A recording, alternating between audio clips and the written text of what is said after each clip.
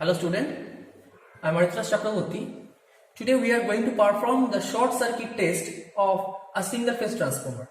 So here you can see the title, the short circuit test of a single phase transformer, and the objectives are to obtain the circuit characteristics of the transformer, to obtain the internal impedance of the transformer, and to determine the copper loss of a transformer, and to observe how these vary with load. Actually, from this test we can calculate the short circuit parameters, which are the equivalent resistance, equivalent reactance and equivalent impedance of a transformer, of a single phase transformer. Now you can see here the circuit diagram of a single phase transformer, and the high voltage side is connected with the instruments. So at first, this, in case of our experiment, we are using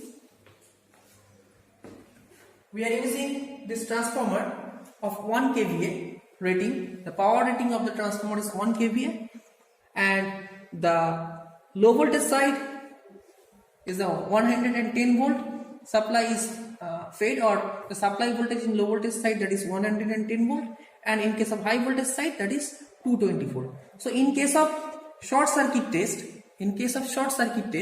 we have to connect the instrument in the high voltage side. So you can see here the variable voltage source is here, and we need to supply the reduced voltage to the transformer high voltage winding, and here is the ammeter is connected in series with the reduced voltage source, or variable voltage source, and there is a voltmeter is connected in parallel, and here it is a wattmeter, and this is the current coil of the wattmeter, and this is the pressure coil of the wattmeter, and this is the main, this is the common point, and the main point and common point are short circuited with each other, that is line and that is voltage. So this is the pressure coil which is connected in parallel of the wattmeter, and that is the current coil. So now that is the low voltage side, and this low voltage side is short circuited with an ammeter. So this ammeter measures the short circuit current, this voltmeter measures the supply voltage or short circuit supply voltage, and this wattmeter measures the full load copper loss.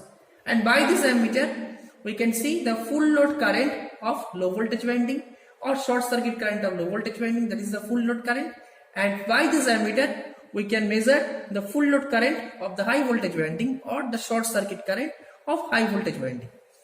So in case of short circuit test, we have to supply the 5 to 10% of the rated voltage of high voltage winding. So here you can see the rated voltage is 220 volt.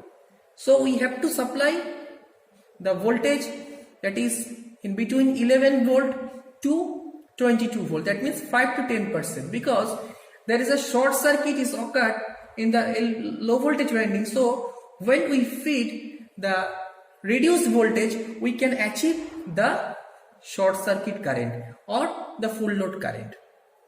So now we are going to perform the short circuit test.